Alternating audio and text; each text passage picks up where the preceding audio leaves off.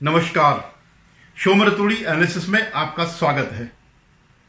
दोस्तों, आपको लगता नहीं है क्या कि राहुल गांधी के दिल में जब भी अडानी का नाम आता है या उसके मस्तिष्क में हर समय अडानी अडानी अडानी घूमते रहता है।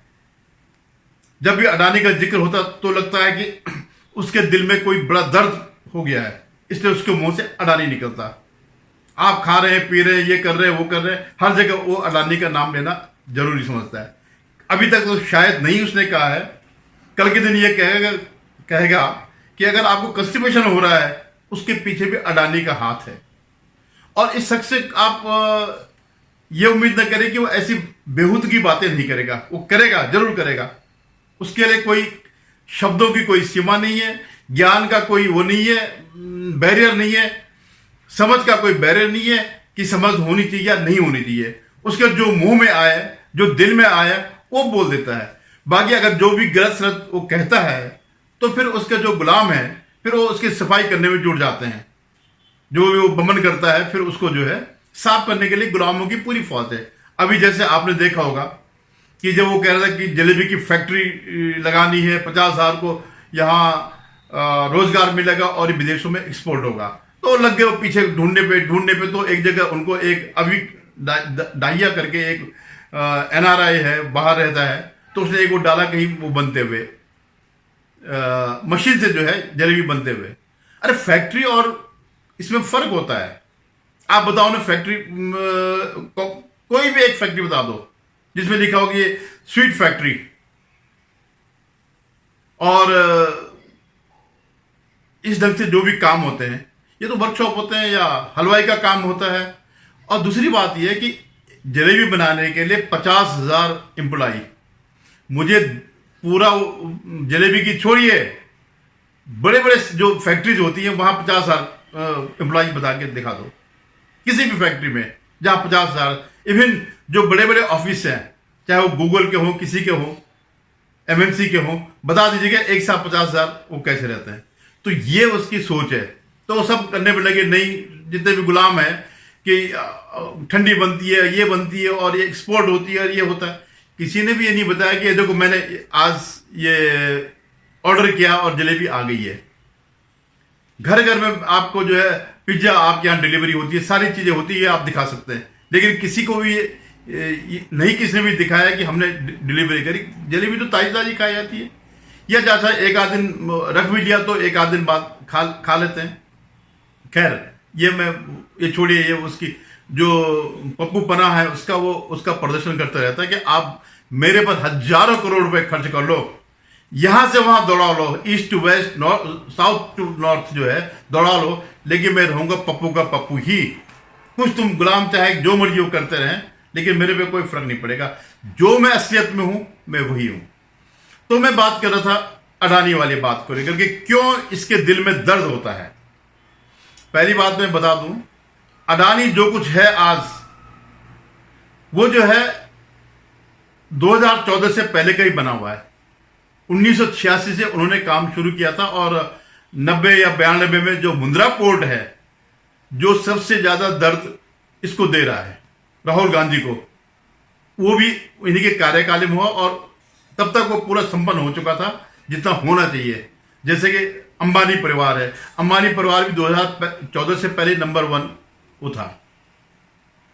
तो मतलब ये कोई बात नहीं है कि आप ये नहीं कह सकते कि इस सरकार ने कोई एक्स्ट्रा कुछ दिया है, नहीं, सारा बिजनेस था। अब मैं आपको बताता हूं कि जो जितने भी बिजनेस है अंबानी के, वो मुख्यतः किस सेक्टर पर काम करता है।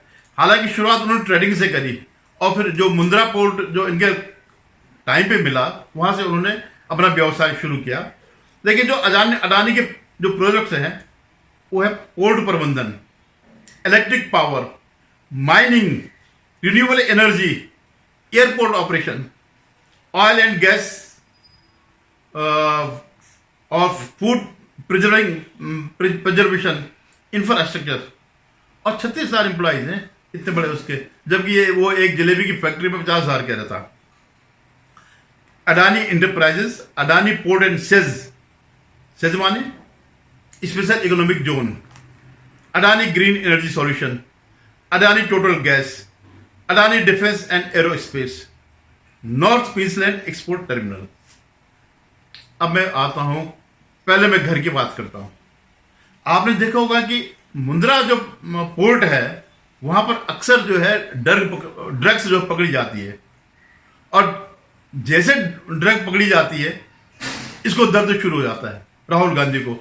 ये अडानी का पोर्ट है, क्यों, क्या दर्द है? पकड़ी जा रही है ना, बेची तो नहीं जा रही है, लेकिन क्या दर्द है मैं आपको बताता हूं। कल आपने सुना होगा कि 5600 करोड़ की ड्रग पकड़ी गई, मार्जुआना पकड़ा गया, दिल्ली पुलिस ने पकड़ा। और वो किसका था? इनके युवा कांग्रेस के नेता का, जो कि इनके द्वारा, जो इनके युवा कांग्रेस का अध्यक्ष है, राष्ट्रीय अध्यक्ष वीवी श्रीनिवासन, जो शायद उसका एलिवेशन हो गया, अब वो नहीं है, उसके द्वारा अपॉइंटेड है। अभी कुछ बहुत पुरानी बात नहीं है। और उसका जिक्र जो है इनके साथ जो लेटर में भी जो है कि राहुल गांधी और सोनिया गांधी और ये जो भी जितने भी गांधी हैं उन सब का जिक्र है। तो क्या है ये? वो कोई छोटा मोटा नेता नहीं है, लेकिन जब से दलाली खत्म हुई तो एक आय का साधन ये भी है, क्योंकि आप जानते हैं चुनाव में जीतने के लिए बहुत पैसा चाहिए होता, और इस समय जो है हरियाणा और JNK के चुनाव थे, तो 5600 करोड़ रुपए की सीधी सीधी मार पड़ी है। एक कांग्रेस का नेता पकड़ा गया है रंगे हाथों। पुलिस को तो उम्मीद भी नहीं थी, वो तो कुछ ही 1-8 किलो पे ही उन्होंने पकड़ा था, लेकिन जब वो फैक्ट्री में गए, इनके गोदाम में गए जहां ये रखा हुआ था, तब जाके पता लगा कितना किलो है, जिसकी मार्केट वैल्यू 5600 करोड़ है। तो ये सीधे सीधे नुकसान है। इसीलिए वो हमेशा कहता है कि वहां ड्रग पकड़ी जा रही है, और इसलिए ये ड्रग जो है अदानी पोर्ट से नहीं आया, मुंद्रा पोर्ट से नहीं आया, ये गोवा के रास्ते आया। तो ये एक तकलीफ है। फिर क्या है कि इसमें कुछ ऐसा स्टफ भी रहता होगा जो किसी विशेष व्यक्ति के काम में आता है। आपने कभी सुना है ना, हर एक ने सुना होगा इस बात को, कि एक भारत का नेता US में ड्रग के साथ पकड़ा गया, उसको जेल होने वाली थी, तो प्रधानमंत्री स्तर के लेवल से उसको छुड़ाया गया। अब आप पता कर लीजिए कि वो कौन नेता था और किसने छुड़ाया। ये आप अपने आप सर्च कर सकते हैं, या बहुतों को पता भी होगा कि क्या हुआ था। ये जो सबसे बड़ा दर्द, ये घर का दर्द है।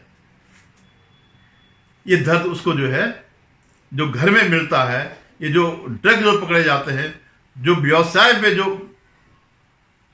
कुठाराघात होता है, वो दर्द ये है, जो बार बार अडानी पोर्ट मुंद्रा पोर्ट की जो बात करता है। मतलब आप सोच सकते हैं, कोई भी बेवकूफ से बेवकूफ आदमी ये नहीं कहेगा कि भाई ये पकड़ा गया, क्यों पकड़ा गया। ये तो कोई कह सकता है कि भाई यहां से जो है ड्रग्स निकलती है और पकड़ी नहीं जाती है, लेकिन दुनिया का एकमात्र व्यक्ति राहुल गांधी ऐसा है जिसे इस बात की शिकायत है कि यहां से ड्रग, इस पोर्ट में, अडानी के पोर्ट में ड्रग पकड़ा जाता है। अब आप सोच लीजिएगा। अब मैं आता हूं दूसरी उस पे, इसके जो हृदय है, इसके दायां भी और बायां भी दोनों में दर्द होता है। बायां कहां से दर्द होता है? जब आप जानते हैं कि अडानी का ज्यादातर 65% के करीबन जो रेवेन्यू शेयर है वो ओवरसीज है, यानी भारत से बाहर का है।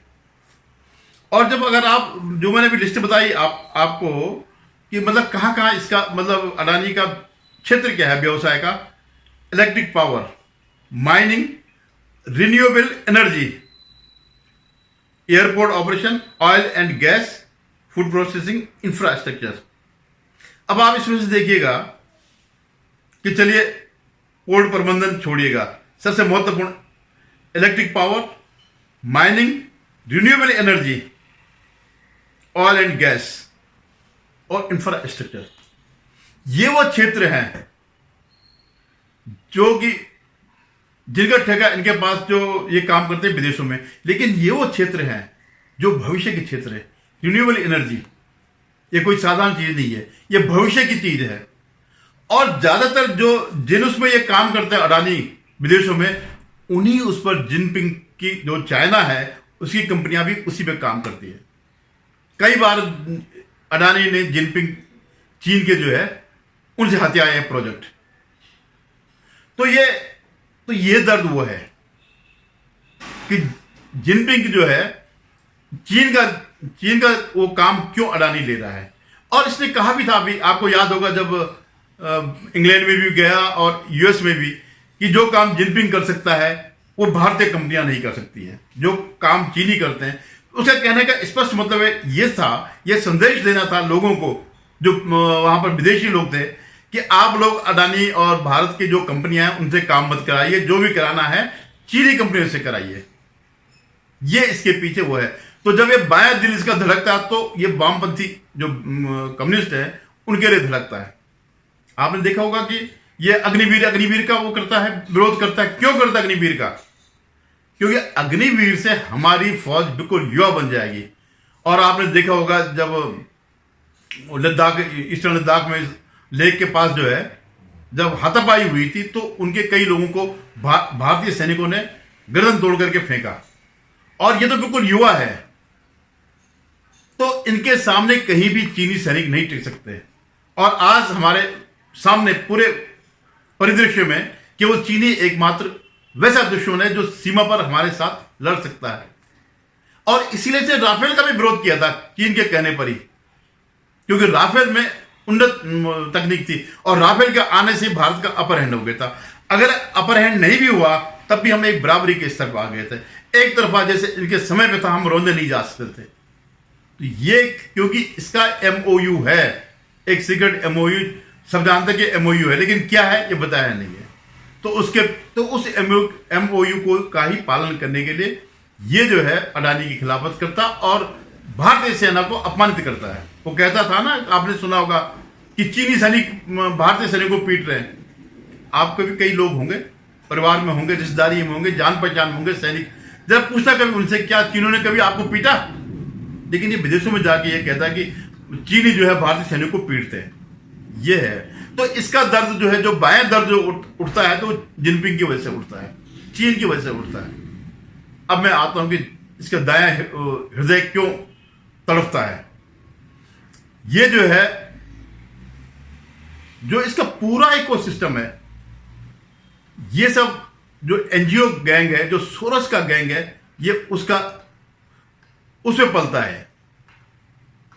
जैसे अभी वेस्टर्न कंट्रीज ने या सोरोस ने जो ये, मैंने पहले भी कहा कि सरकारें वहां ऐसी नहीं चलती है। सरकारें ठीक है वो अपना काम करने के लिए, लेकिन इंटरनेशनल और नेशनल उसके लिए जो है जरूरत किसकी पड़ती है? जो वहां के उद्योगपति हैं, बड़े बड़े एमएनसी, बड़े बड़े, वो सरकारों को चलाते हैं, वो नीतियां तय करते हैं और ये उन्हीं का प्यादा बना हुआ है।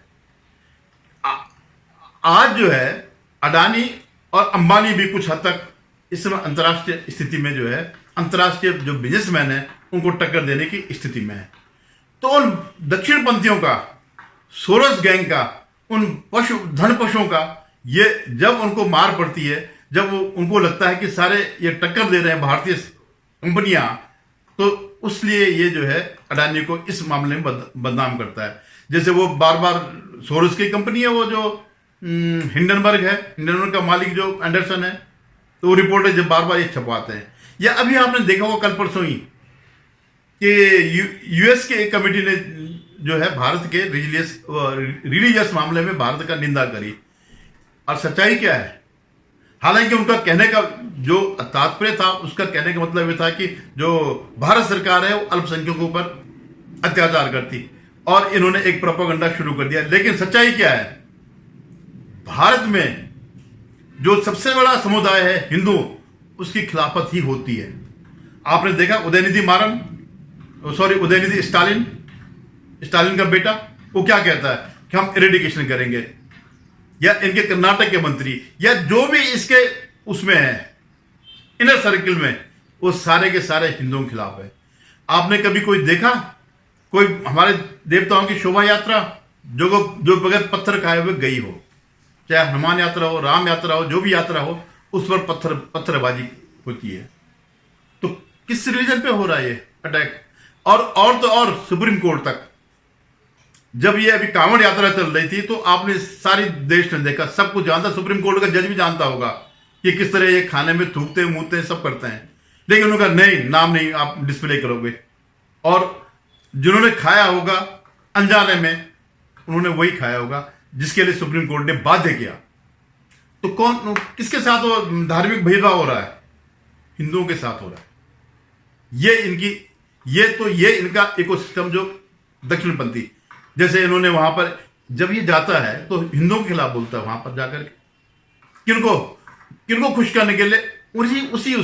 उसी इकोसिस्टम को, जिसे आज लोग कहते हैं अरे नहीं कौन कोई इकोसिस्टम नहीं है, बाकायदा इकोसिस्टम है। अगर वो ना होता तो बांग्लादेश में ये ना होता, और पूरे देश में वही इकोसिस्टम, पूरे दुनिया में वही इकोसिस्टम जो है सरकारें चलाता है, बनाता है और गिराता है। ये आप इतिहास देख लीजिएगा और अब 10-20 साल के उसमें देख लीजिएगा आप कहां क्या नहीं हो रहा है। इवन जो रूस और यूक्रेन की वार है, बगैर किसी मुद्दे की वार है, कुछ भी मुद्दा नहीं है। यूक्रेन का कोई लेना देना नहीं है, रूस का कोई आपस में, इन दोनों का कोई झगड़ा ही नहीं है, लेकिन झगड़ा करवाया गया रूस को परेशान करने के लिए। तो मैं ये कहता हूं कि ये 3 ऐसे कारक हैं जिसमें अडानी है, और अडानी का जो काम है उसकी वजह से ये, अब आप देखिए सोलर एनर्जी पे अगर वो आते हैं या विंड एनर्जी पे आते हैं, आज की डेट में पूरी दुनिया का इस बात पर वो है कि स्वच्छ वातावरण किया जाए, कार्बन जो चल रहा है उसको कम किया जाए, कार्बन पॉल्यूशन। आपने देखा पूरा जो वेदर है, पूरा सीजन जो है सब बदल गया है, कभी बारिश हो रही, कभी धूप हो रही। तो ये जो हमने जो बदला है पूरा मानवता ने, तो ये पेट्रोल और डीजल और जो बायोफ्यूल है इसकी वजह से हुआ। तो उसको टोटल बदलने के लिए आगे जो है सारी दुनिया इसी में लगेगी, और अडानी इसमें उसने लीड ले रखी है। उनके सोलर पार्क बन रहे हैं, अब पैनल बना रहे हैं, सारी चीजें उसमें वो आ रहा है। अंबानी भी आ रहे हैं उस मामले में, ये टाटा भी आ रहे हैं। तो इनको रोकने के लिए क्योंकि हम लोग हर काम को सस्ते में कर सकते हैं, हमें कोई बहुत ज्यादा वो नहीं जरूरत पड़ेगी। आप देख लो इसरो, जितने में इनका एक अभियान खत्म होता है उतने में भारत का इसरो जो है 10 अभियान कर देता है। इसीलिए आज विदेशों से ऑर्डर आते हैं उनके सैटेलाइट लॉन्च करने के लिए, ये करने के लिए। तो ये 3 फैक्टर हैं जो ये अडानी करके रोता रहता है, या हमारे जो उद्योगपति हैं उनको बदनाम करता रहता है। वो तीनों फैक्टर ये है, एक तो ये ड्रग वाला धंधा, दूसरा जिनपिंग को जो आर्थिक चोट पहुंच रही है अडानी की वजह से, और तीसरा जो पूरे वर्ल्ड के जो कंपटीशन चल रहा है उसमें जो वर्ल्ड के बड़ी बड़ी एमएनसीज हैं उनको जो झटका लग रहा है, या जो बड़े उद्योगपति हैं जिनके इशारों पर खेलता है, इसलिए ये बदनाम करता है भारत के उद्योगपतियों को। और संयोग की बात है कि इस समय सबसे बड़ा उद्योगपति अडानी हो गया है। हालांकि बीच में हिंडनबर्ग के रिपोर्ट से उनकी संपत्ति आधा हो गई, 200 मिलियन से 100 मिलियन रह गई थी, लेकिन बाद में फिर दोबारा उसी स्थिति पे आ गया। हालांकि नुकसान किसको हुआ? इन्वेस्टर्स को हुआ, इन लोगों की वजह से, इस गिरोह की वजह से। आप समझिएगा, इस बात को बहुत गंभीरता से लीजिएगा कि जो भी लोग कांग्रेस की बात करते हैं, राहुल गांधी की बात करते हैं, आप दिल पर हाथ रख के सोचिएगा कि आप अगर उनका समर्थन कर रहे हैं तो क्या कर रहे हैं, आप इस देश के साथ क्या खिलवाड़ कर रहे हैं। धन्यवाद। पुनः मेरा आपसे निवेदन है कि आप मेरे इस चैनल को सब्सक्राइब करिएगा, शेयर कीजिएगा, और जो कुछ मैंने अभी कहा उस पर कमेंट जरूर करिएगा। धन्यवाद।